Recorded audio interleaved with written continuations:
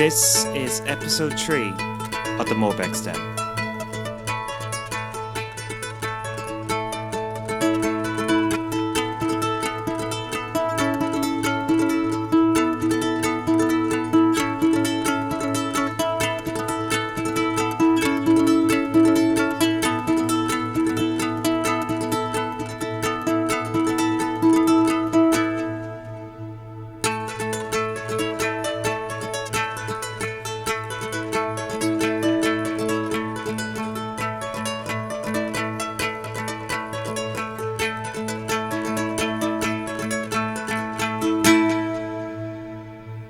Hello everyone, welcome to episode 3 of the Morebegs Den. I'm your host Phil Spillane. Welcome one and all.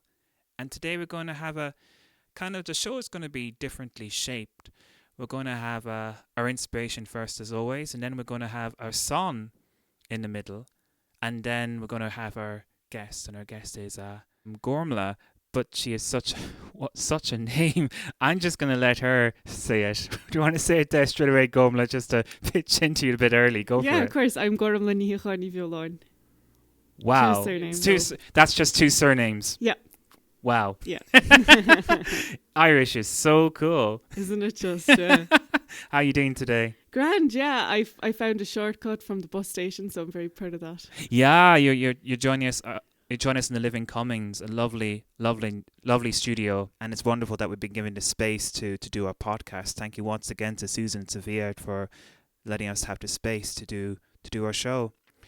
So I'm going to do the inspiration there, and then we're going to have a chat with Gormfhlaith, a bit about Irish, a bit about her poetry, a bit about her projects and her wonderful talent. So the song today is actually my own song. It's called Bheoláin. And Bheoláin is the Celtic summer, the Celtic season of growth and the peak of farming and like the story goes that the story that inspired this. You might have heard different versions of it, or maybe it's your first time hearing this little folk tale that inspired this song. And the story goes that a farmer was checking his cattle in the 1st of May, which is when Bheoláin starts, and when he's checking his cattle, he noticed a hare suckling in one of the cow's udders. And that's a bad thing. That's a curse. It means the hare was possibly cursing, putting a curse on his cattle. And he freaked. And so he took out his rifle and he aimed it at the hare, but the hare scampered. And the farmer knew that he had to lift the curse. He had to kill the hare. So he chased the hare out of the barn. And he aimed his rifle again. And he shot. He thought he got the hare, and when he went up to the place where he thought it landed, he saw a trail of blood. So he followed the trail of blood up into the glen, through his fields, up the hill, and then up the hill. At the top of the hill, he saw a tomb, and he went inside the tomb, and at the very back of the tomb, he saw an old woman, an old hag. And this is not unusual back then because this was like 50 to 100 years ago. It's not unusual because old homeless women used to live in tombs like that or underneath capstones. He might have got a bit of a fright, but he got his senses back very quickly, and he spoke to the old woman and he said, "Have you seen a hare? Have you seen a hare that came running in here?" And the old woman said no, but then he noticed her ankle was bleeding. I'll let that simmer your imaginations for a moment, because that woman could have been the hare. As in Irish mythology, the hare is the in-between animal. It's the shapeshifter. It's the fairy. And that's what this song is about. It's called Bheoláin. I hope you enjoy it. Hope you like it. It's a bit of an instrumental, a little bit of throat singing. You can join in with the throat singing if you want to. Enjoy.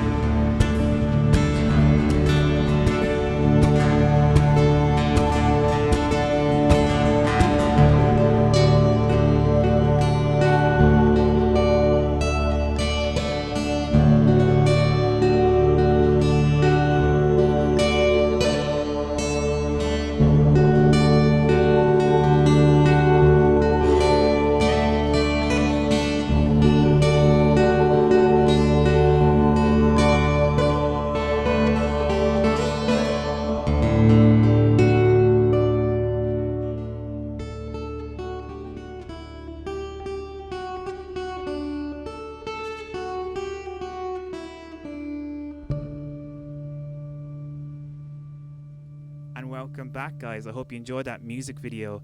Well, that's the music itself, but the music video should be on YouTube as well. I thought it was kind of fitting to put that out there on my podcast, since they're both to do it, May and Bheoláin. I got Gormfhlaith right here, and she was listening to the song as well. What do you think, Gormfhlaith? Have you heard that folktale about the hare before? No, I haven't, but it does seem familiar, doesn't it? There's all different versions of it. I think there's a version of Fionn McCool as well, where he comes across. There's like a story about him. I don't know the full story of that one, but he kills he's meant to kill a hare, but he doesn't. He refuses to, and that hare turns out to be a woman. Right. And it's kind of like a similar story, that a hare thanks Fionn McCool for not killing it. Yeah. And that's the similarity there. Yeah, I love that. I love seeing, like, you know, those folk tales that Bheoláin being brought right up into whatever times they're current with. Like, there is definitely like Fenian stories with Fionn in them where he also has a gun. Just like the way there was a gun killed the hare. Like, that's like, you know, maybe that's modern to us to have guns and stuff in like Fenian tales, but it happens, and I love to see it update right into whoever's life who's telling it. Like, yeah, I heard that, but I heard that version being told to me in the Triskel, and I had that tune in the construction at the time, and it just struck me. I think it was one of the first Irish Celtic fairy tales that really stuck with me. Yeah, and I just evolved that into my own. Do you read a lot of Irish mythology?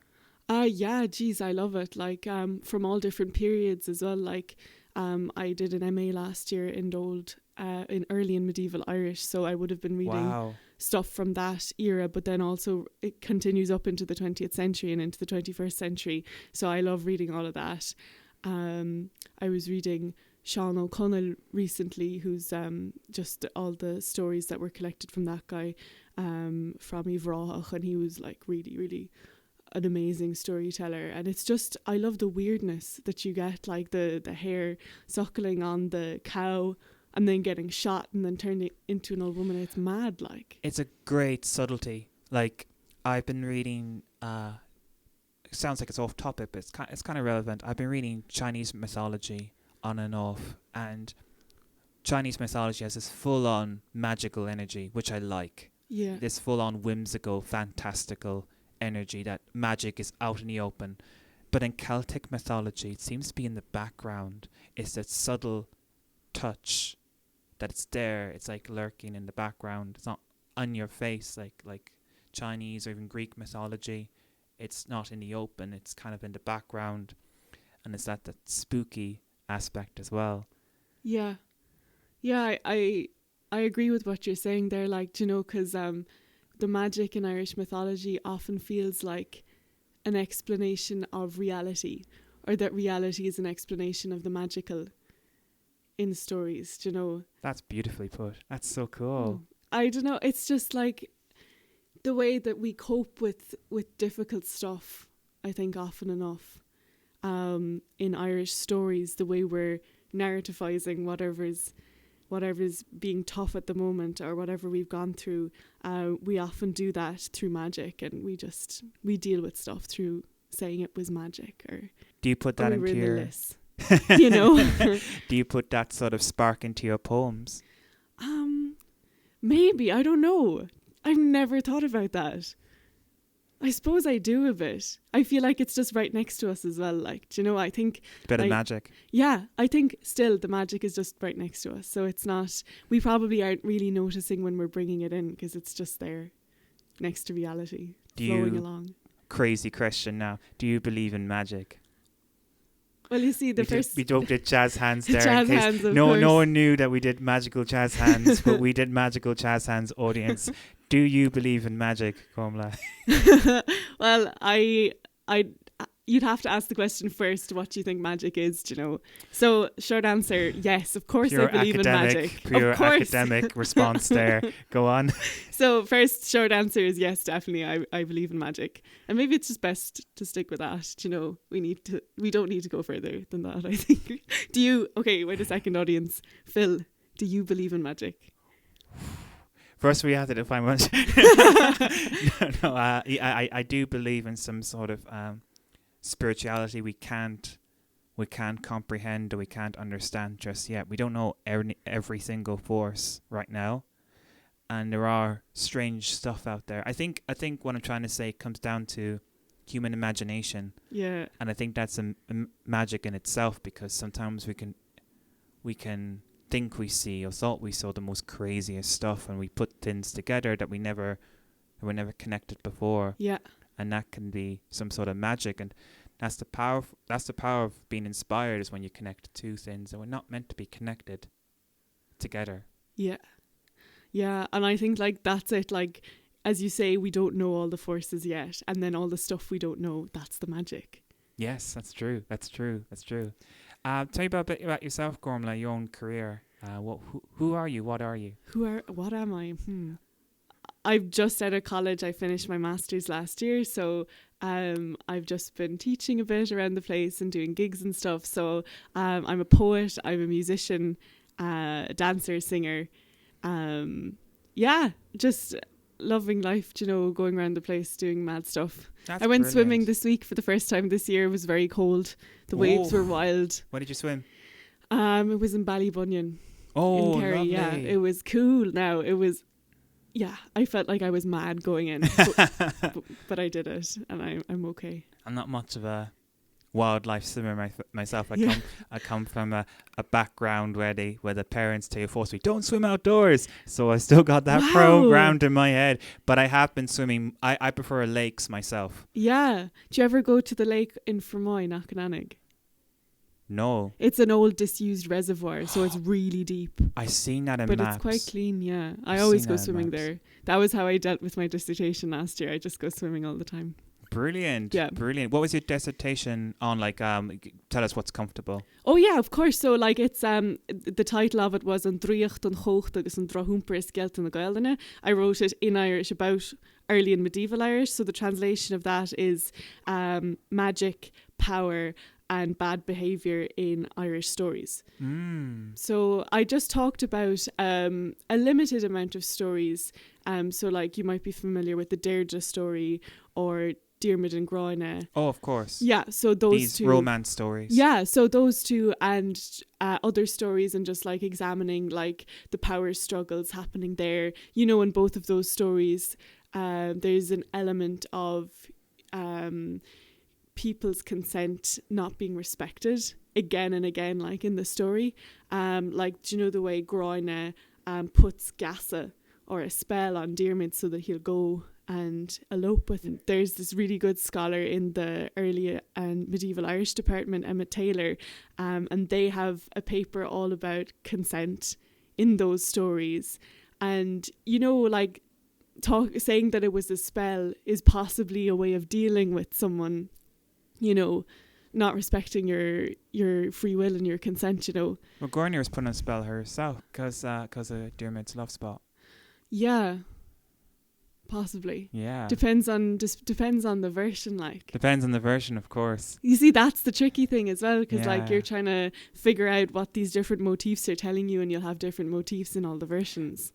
And what you studied, has that improved your poetry, or has it added an extra layer? Well, it's definitely something that I can draw on, all of these stories and the mythology and the characters and the craziness. It's definitely something great to be able to tap into. One of the poems I have today has some Irish in it that's actually Old Irish. It's Imas Forosna, and we don't have that phrase anymore. Can you give us a feeling of the phrase? Yeah, so it's just the way that the scholars always translate it is knowledge which illuminates, or prophecy, so seeing what's coming. And we've got several different examples of Imas Forosna, or people who can who have the gift of prophecy. There's one at the very start of the Táin, when Maeve is about to go into battle. She meets this woman prophet.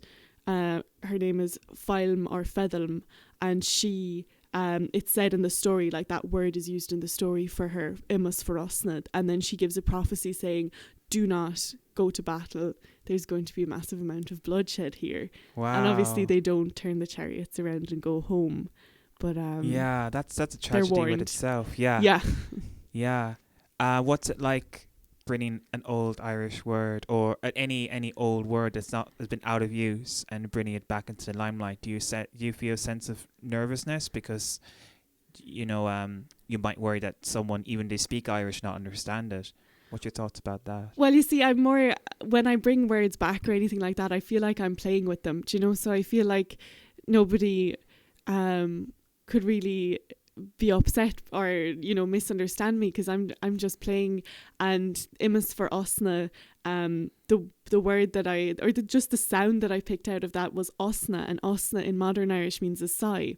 So do you know, you're just listening, and you have these instincts. When you know a language, you have instincts about the language, so you just be playing with those, and then with the ideas of like sighs and prophecies, like, do you know. Yeah, because like in English, a sigh is more of an emotion, not really linked with prophecy. But in your poem and in Irish, you're saying it does? I don't think it actually does. Like, that's just me playing around with words. That's really clever. I don't know if it is. It's more like I don't have a leg to stand on, but I'm going to do it anyway, you know? That's creative, and like it's powerful with language, because there's something about bringing, like, making up words. And you just told us that's linked with a poem. Do you feel like reading out that poem for us? Yeah, absolutely. Like, I'll be honest here, guys, I don't speak a word of Irish. Unfortunately, I was exempt in Irish in school.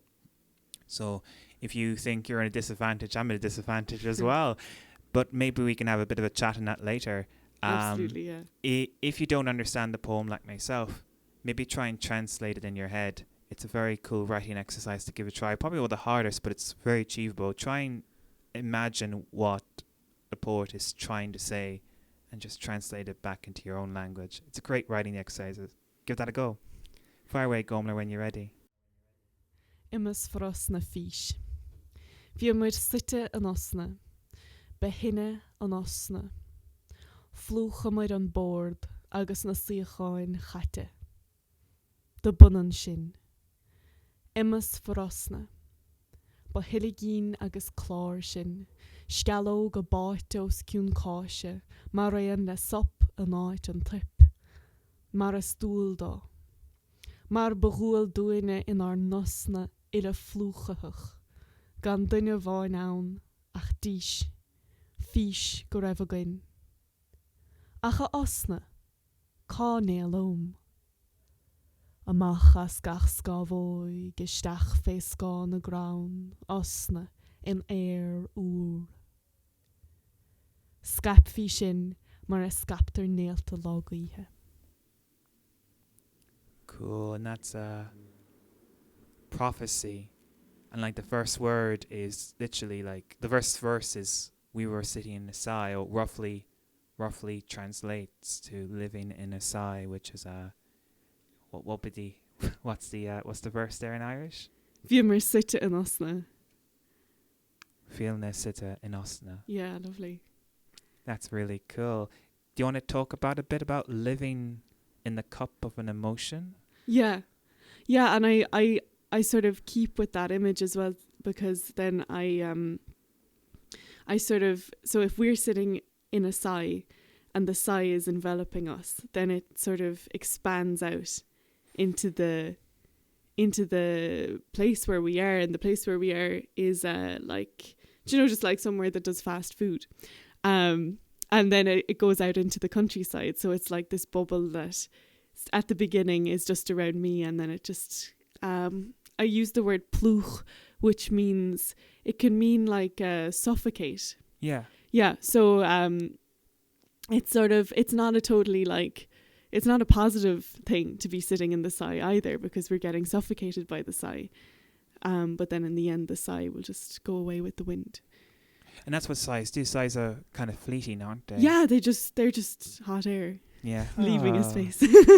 It's like something about dreaming, or like daydreaming, sort of. Yeah. Oh, exactly. Yeah. No, I love doing that. Like, I do that all the time, and I just sit somewhere and I look at the stuff. And then I don't know how to explain it. I'd say you do this as well though, Phil. So I bet you can help me. So like, you're just like looking at, like, there's chips and there's cheese and stuff, and you're like, oh, what if I put all of them together and then they were all melting and everything was eating everything else? What if that was what was going on here? Yes, I think reading to what you're saying there, I think I definitely get you, especially when you wear your heart on your sleeve. And you can definitely you can live in a osna.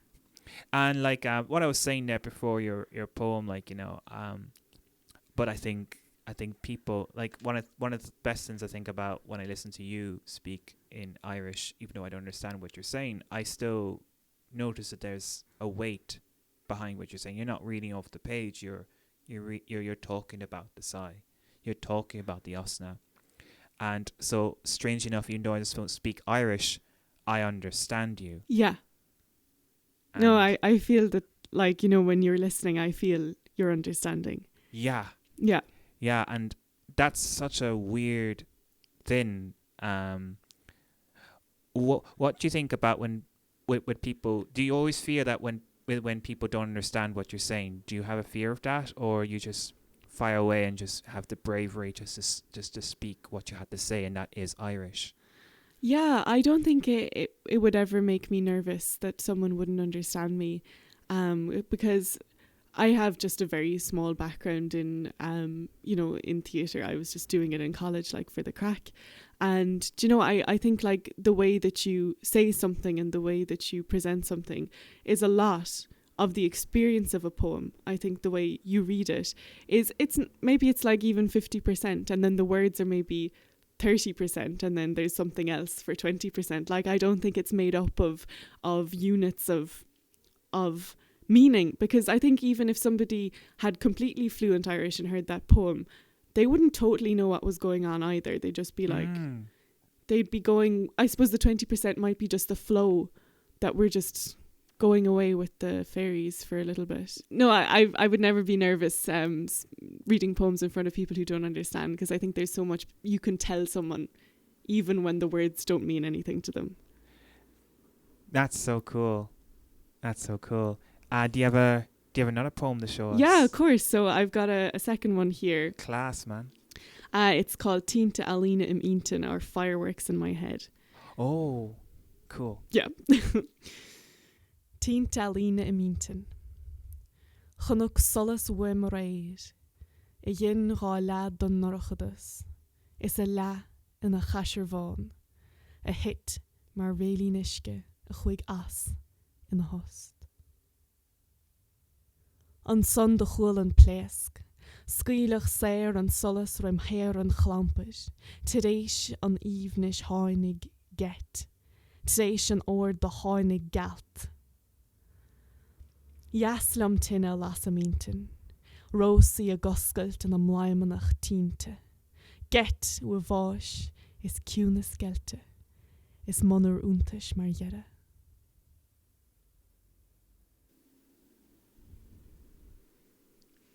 Nice. What I love especially about this poem is the imagery. You got like a dandelion. Yeah, that's Cashervon. Cashervon, yes. And dandelion being associated with a firework. That is wicked. Like a dandelion, like it's just vivid, a flower, but you're associating a flower with a firework, and that yellowness as well. Yeah. That's really cool. And then you got rose there later on, like another flowery image. Yeah. What was your intent behind that using flowers? It's just, did that fell into place, or is this perfect alignment? Well, I wrote this poem after seeing fireworks far away from my house, and I was just looking at them, and I was like, how could I say what I see? And then I just thought they really looked like, you know, when you get a dandelion and you blow the dandelion, so all of the little seeds, they go everywhere and they go away. And I feel like that's kind of like what you see with the explosion, and like the lights go out and then they go away, you know, they radiate out from the center and then they're gone. And I felt like that was very close to that. And then the rose is just trying to make it as red as a fire. Cool. That roses are like fire as well. That's Rosa, yeah, in the poem. Yeah, rose. Yeah, exactly. Cool. So is that a raw poem? Is that like a poem So have you not changed it much since this first draft? No, it has been changed. I didn't struggle with the ending, but I wasn't happy with the last line for a long time, but I sorted it out eventually. So no, it's not totally raw, but it's mainly raw. Yeah. I was wondering because sometimes when you write a poem and the first draft can be really good, and then you try and write it again and you seem to lose it. Yeah. Because the rawness, the first feelings are drifted away. Yes, that's true. Do you ever had that experience? Yeah, definitely. Like I do always go back and work on my poems again, but a lot of the time I'm just sort of changing punctuation, changing lines, maybe changing some rhymes, because like just as you say, like poems are a bit experiential that way, and if you're after leaving the experience behind for a little while, it's not going to be fresh. It's a bit of a trap you can easily fall into. Definitely. So it's like always, as everything else, back up your poems, even especially the first draft. Do you feel like you speak more of yourself in Irish than you do in English? I don't generally write poetry in English. I mean, like in English in general, not just poetry? Like just chatting and stuff. Yeah. I think we all wear different hats in different contexts, and then like it just so happens that the language context will differ with the just general context of a conversation. I suppose I'm slightly more like, even talking about my poetry, I think I'd be better at that in Irish because all of my poetry's in Irish, and then all of my thoughts about my poetry would also be in Irish. Just in my internal narrative, and then but I'm comfortable enough in English. Like I like that as well. Yeah, I like having a chat in Asperla. We're having a good chat right now. Yeah, we are. So like you have many like different talents as well as doing poetry. You also you also do a bit of singing and a bit of dancing as well. Yeah, of course. Yeah. Did they all like fall in? Did that naturally happen? That or have you always had a spread of different talents? Well, it was the poetry I started doing latest. I was singing and dancing and playing music since I was very young. Oh, cool. Yeah, no, I started learning the tin whistle off my mother when I was 7 because she used to be playing around the house and I was just mad to learn. And then I learned classical piano as well and set dancing all through my childhood and my teenage years. You know, it's been massive in my life. And do you love it? Oh, I love it so much. It's something very unusual with singing in our language is that, with poems, when someone speaks to you a poem, the first person, someone says like, I want to understand what you're saying. But when this poem's been sung in a different language, a person almost doesn't mind. Yeah. They understand an element of it already. Yeah. Yeah, I find that fascinating because it's Sean-nós singing that I do. So I love sometimes the discrepancy between how the music sounds and what the words are saying. Like there's this lovely song, Drimmen Down Deelish. It's an ashling, so it's a vision song. And Ireland comes to the poet in the form of a cow, a brown-backed cow. And it's very bloody and violent against the colonizer, but it's one of the most beautiful and ethereal melodies that you'd hear. So anyone who doesn't understand Irish, they might think it's a love song or something of extreme beauty, where it's actually something of quite extreme violence. And I just love the discrepancy then between the music and the words, because it's like there's this protection in song then for whoever's singing it, for whoever's protesting against inequality. They're protected by the art form. That's so cool. Do you want to sing it for us, or are you going to sing something else? Oh, I could sing that one, yeah, definitely.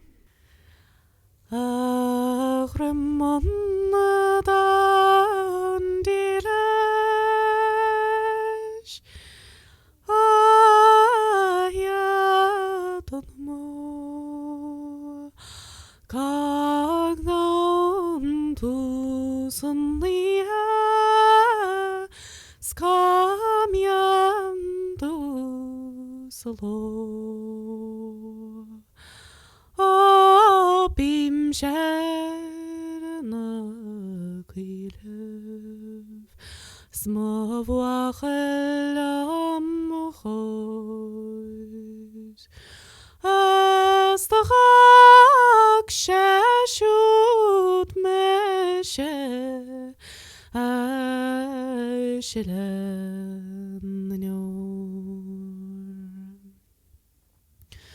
Níl fearan níl tísagam níl fiantana ceol níl flamach I dacht níl siana so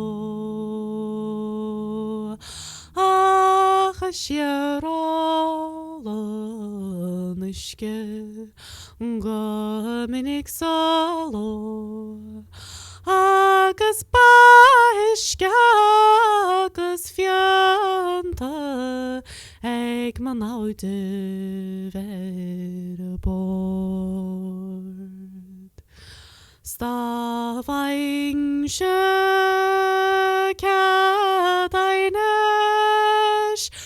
nor ayar Kergroin Sasanig de leiping maar de leiping shan of rook Today stay I'll have stay down to do kjøk Asot marada herin Magreman daunog.